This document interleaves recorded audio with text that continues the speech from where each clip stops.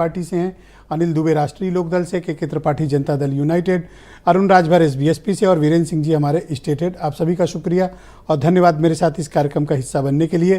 कार्यक्रम की शुरुआत सुरेंद्र राजपूत जी मैं आपसे कहना चाहता हूं और मुझे आप बताइए कि चूंकि आप मेजर पार्टनर हैं इंडिया अलायंस के, तो आपकी पार्टी और अलायंस ने क्या तय किया? आज की बैठक में किन किन बिंदुओं पर आप लोगों में सहमति हुई? कहते हैं ना कि करते भी चलो, बढ़ते भी चलो, बाजू भी बहुत हैं, सर भी बहुत, और चलते ही चलो कि अब डेरे मंजिल पे ही डाले जाएंगे।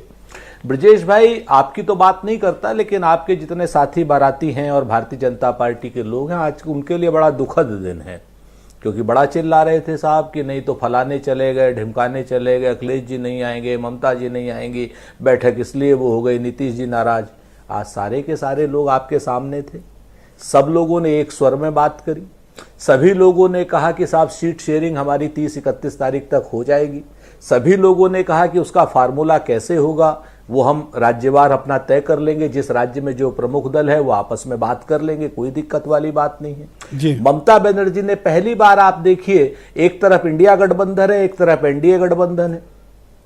इंडिया गठबंधन में ममता बनर्जी जो टीएमसी की नेता हैं, वो श्री मल्लिकार्जुन खड़गे का नाम प्रपोज करती है और उसको सेकंड केजरीवाल जी करते हैं, बाकी और लोग उसका समर्थन करते हैं। दूसरी तरफ एनडीए का गठबंधन है, जहां नरेंद्र मोदी जी के अलावा किसी के नाम की चर्चा हो ही नहीं सकते, क्योंकि अगर किसी के नाम की चर्चा होगी तो उस आदमी को हटा दिया जाएगा। हमारे यहां पर अब उसके आगे देखिए कि बड़ी विनम्रता से क्या नाम जो खड़गे साहब ने स्पष्ट रूप से अभी कहा कि नहीं, सांसद चुनेंगे, चुनाव के बाद तय करेंगे। तो हम आज की डेट में जनता के लिए चुनाव लड़ रहे हैं। आज की डेट में जहां हम चुनाव हारे हैं वहां हमने एक अच्छा वोट शेयर लिया है। जहां हम चुनाव मुझे थोड़ी क्लैरिटी ये दो कि क्या सीट शेयरिंग को लेकर कुछ बातें आज की बैठक में फाइनल हुई हैं? निश्चित तौर पर क्यों नहीं हुई है, लेकिन वो आपके कंजम्पशन के लिए नहीं, आपके यूजर्स के लिए नहीं, आपस के यूजर्स के लिए है, वो हम लोग कर रहे हैं। और जैसे ही सीट शेयरिंग हो जाएगी वो आपके सामने। मुझे कोई आप एक अभी अगर नाम तारीख बता सकते हैं कि इस तारीख तक हम लोगों ने तय किया है कि हम बैठक कर लेंगे या सीट शेयरिंग पूरी कर लेंगे? मुझे ऐसा, ममता बनर्जी साहिबा ने बड़े साफ साफ कहा था कि क्या नाम 31 तक हो जाना चाहिए, जिसको कि लेकर के सभी लोग आशान्वित थे। नंबर 1। नंबर 2, अगर अभी से आप हमारे गठबंधन के खिलाड़ियों के और हमारे प्रत्याशियों के नाम घोषित करा दोगे, सबके आईडी का छापा पड़ जाएगा, जैसे आपके यहाँ इनकम टैक्स का छापा पड़ा था। सर, ये लोग लड़ने नहीं देंगे, बड़े बदमाश लोग हैं, और आईटी का मसला करोगे। मेरा कहने का तात्पर्य है कि जब चुनाव लड़ना ही है तो कम से कम सीट शेयरिंग तो तय हो जाए। हाँ, हो तो गई, हम कह तो रहे हैं आपसे। तो किसको क्या मिला सर? तय हो गया, सीटों के नाम आ जाएंगे आपके सामने, आ जाए हैं। किसको क्या मिला? नहीं, ये तो मैंने आपसे कहा ना कि आज बात, ये फिर वही बात है। अगर ये बात हम आपको बता देंगे तो आप ईडी छापा पड़वा दोगे। अभी नहीं बताएंगे, बाद में बताएंगे आपको।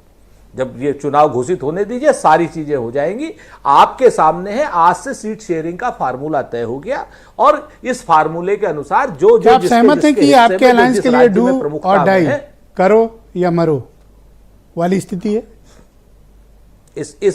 इस बात से मैं पूर्ण तरीके से ब्रजेश जी आपकी सहमत हूं कि ये देश के लिए, लोकतंत्र के लिए और इंडिया गठबंधन के लिए, तीनों के लिए डू और डाई वाली स्थिति है। क्योंकि अगर इस बार आप भारतीय जनता पार्टी के मायावी तंत्र को आप परास्त नहीं करेंगे तो इस देश में ना आप रह पाएंगे, ना हम रह पाएंगे और ना ही लोकतंत्र रहेगा। क्योंकि आपने इस चीज को देख लिया कि 142 से ज्यादा सांसदों का निलंबन सिर्फ किस बात पे हो रहा है कि वो प्ले कार्ड लेकर के गए थे। किस बात पे आज की डेट में भारतीय जनता पार्टी आपसे कह रही है कि साहब आप संसद में जो आतंकी हमला, जो भारतीय जनता पार्टी स्वयं कह रही है हुआ है, उस पर चर्चा मत कीजिए, सवाल मत पूछिए। अगर संसद पर आतंकी हमला भारतीय जनता पार्टी मानती है तो क्या आपने सांसद जो कर्नाटक के प्रताप सिम्हा है उसको अफजल गुरु मानती है भारतीय जनता पार्टी?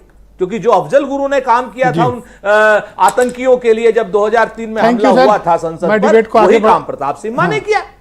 दीपक रंजन जी हैं समाजवादी पार्टी के प्रवक्ता, मेरे साथ। इसको लेकर के भारतीय जनता पार्टी के मन में स्पष्टता क्या है? मैं दीपक रंजन जी का रुख करता हूं, समाजवादी क्या वो आतंकी है प्रताप सिम्हा? धन्यवाद सर। सेकंड राउंड में आपके बाकी विचारों को सम्मिलित करेंगे।